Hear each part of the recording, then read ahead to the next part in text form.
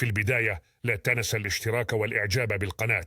واصل الجنيه المصري مسلسل السقوط أمام العملات الأجنبية في واحدة من أسوأ الأزمات التي مرت على تاريخ مصر كقنبلة متزامنة لا يمكن إيقافها.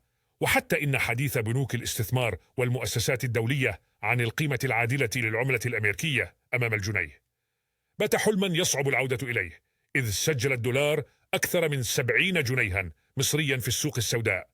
بعض المصريين علقوا بطريقة ساخرة عما يحدث للعملة المصرية، إذ نعى البعض وفاة الجنيه المصري وقام بتكفينه في فيديو على أحد مواقع التواصل الاجتماعي. من جانبه علق الرئيس المصري عبد الفتاح السيسي على أزمة العملة قائلا: الدولار يمثل دائما مشكلة للدولة المصرية.